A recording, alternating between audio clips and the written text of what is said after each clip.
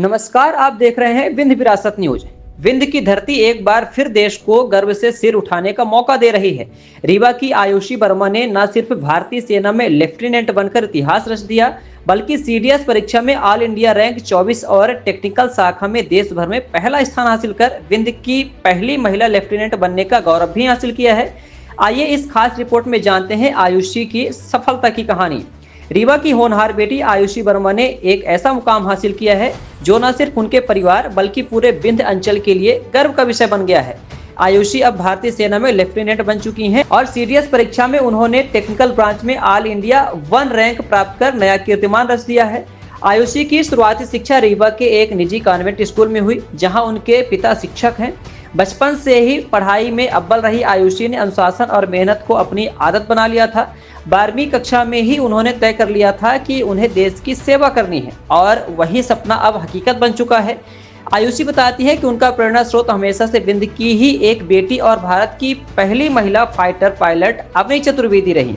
उनसे प्रेरित होकर उन्होंने सीडीएस की कठिन परीक्षा की तैयारी की और एसएसबी इंटरव्यू में भी उन्होंने अपने जज्बे और ईमानदारी से सबका दिल जीत लिया। उनके परिवार ने हर कदम उनका साथ दिया। भाई, जो खुद एसएसबी कैंडिडेट रह चुके हैं, उन्होंने भी लगातार मोटिवेट किया। उनकी इस कामयाबी पर न सिर्फ परिवार बल्कि पूरा शहर गर्व कर रहा है। रीवा से लेकर सोशल मीडिया तक हर तरफ आयुषी की उपलब्धि की चर्चा है। लोग उन्हें बेटियों की नई पहचान बता रहे हैं और युवाओं के लिए प्रेरणा का स्रोत बता रहे हैं। पहला स्थान है, टेक्निकल में पहला स्थान है और उस पे 24 है। बना लीजिए इसको। शाल कसवाइन आदि के गिलास मंपूर दे दीजिएगा, बस थोड़ा बहुत जोड़ना रह जाएगा। तभी बुला लो, कॉल करो। ज़्यादा लग बोल रहे हैं, नहीं है। ये विनोद से अवार्ड आता है क्या? नहीं, 11 बाकी लोगों को भी कॉल करो। अरे पहले था उन्हीं का, पहले वही थे। उन्होंने बोल दिया जी बहुत ही सारी बधाइयाँ, बहुत सारी। आदि आ जाओ।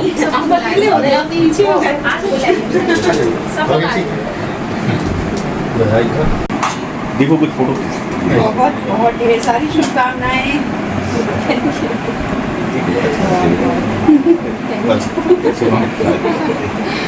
मेरे पैर तो जमीन पे नहीं थे जब मुझे पता चला, तो बिल्कुल लग रहा था कि कितना जल्दी पहुंच जाऊं। मैं बहुत ही गौरवान्वित महसूस कर रहा हूँ कि ये हमारी मतलब सपने साकार हो गए हमारे। हमने 2 बच्चे थे हमारे, दोनों बच्चों में यही सपना देखा था, बेटे में भी बेटी में। इन बेटा भी वहाँ तक पहुँचा, कुछ कारणों से वो नहीं हो पाया, लेकिन हमारी बेटी ये आर्मी में सेलेक्ट हुई लेफ्टिनेंट पद के लिए। बहुत ही खुशी हुई और इसलिए सब नहीं मिल पाती, मतलब बेटी को कितना आशीर्वाद दूँ। और आप स्पोर्ट टीचर रहे हैं, जैसा कि बच्ची ने बताया कि आप प्रेरणा भी उनकी दे रहे हैं, तो अब चूँकि बच्ची का चयन हो गया है, तो क्या कहेंगे आप? बस अपने जो उसकी इच्छाएं थी वो पूरी हो गई, लक्ष्य की ओर आगे बढ़ते रहे, समर्पित रहे। जी, मैं अपनी बेटी के लिए तो शब्द बोलना चाह रही हूँ, जो गीत द्वारा प्रस्तुत कर रही हूँ। तुझे सूरज कहूँ या चंदा, तुझे सूरज कहूँ या चंदा, तुझे दीप कहूँ या तारा, तुझे दीप कहूँ या तारा, मेरा नाम करेगी रोशन, मेरा नाम करेगी रोशन, जग में मेरी राज दुलारी, मेरा नाम करेगी रोशन, जग में मेरी राज दुलारी।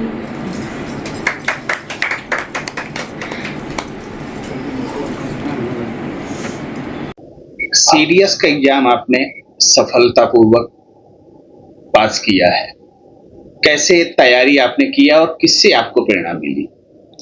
सीडीएस के लिए तो मैंने बेसिक बुक्स वगैरह पढ़ी हैं, जो कि एनसीईआरटी की होती है, इनिशियली वैसे स्टार्ट किया, और प्लस मैंने प्रीवियस ईयर क्वेश्चन पेपर्स वगैरह भी लगाए। और मेरा भाई था गाइडेंस देने के लिए, और यूट्यूब पे बहुत सारे सोर्सेस होते हैं जहाँ से आप गाइडेंस ले सकते हैं और काफ़ी अच्छी प्रिपरेशन कर सकते हैं। तो मैंने वो सारे सोर्सेस का यूटिलाइजेशन किया।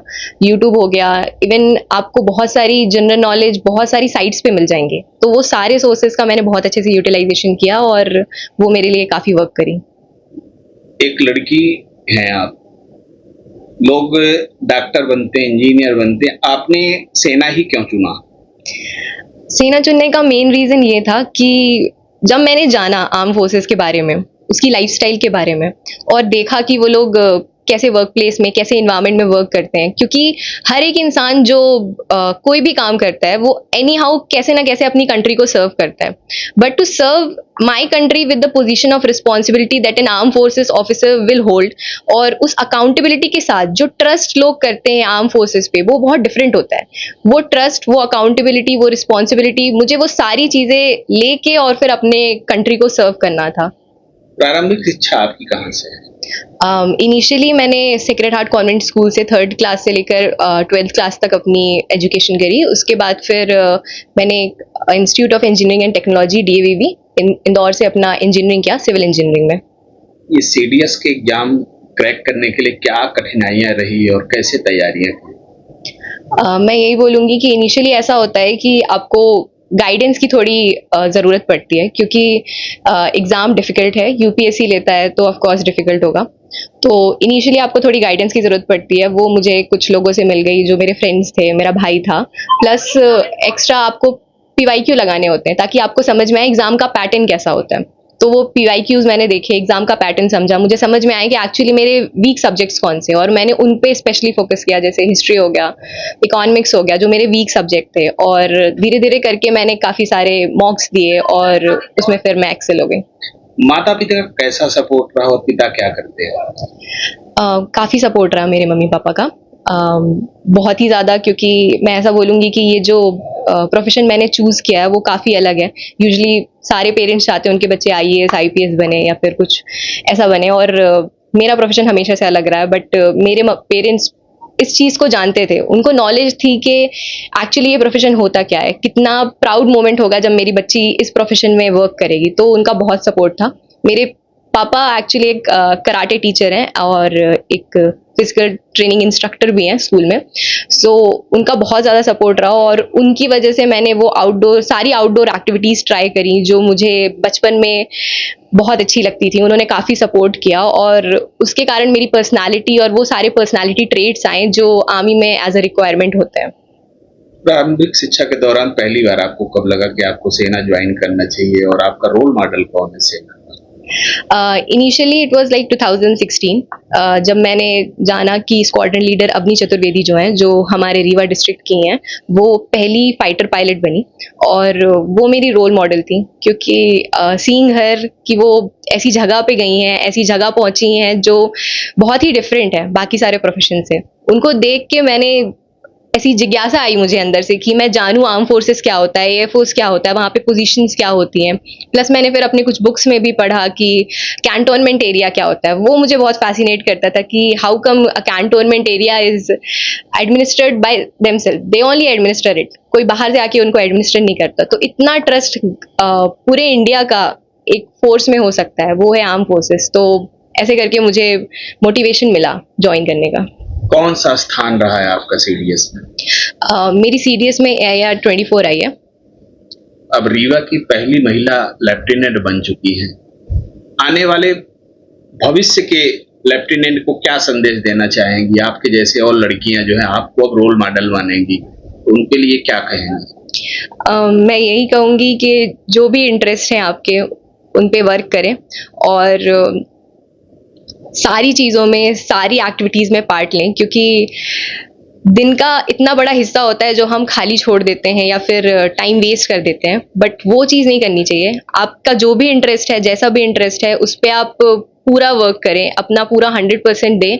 और life is all about learning, continuous learning. बस सीखते रहो, समझते रहो, बस रुको मत कहीं पे भी। तो ये थी रीवा की शान लेफ्टिनेंट आयुषी वर्मा की कहानी। उनकी यह सफलता इस बात का प्रमाण है कि अगर लक्ष्य स्पष्ट हो और मेहनत सच्ची तो कोई भी मंजिल नामुमकिन नहीं।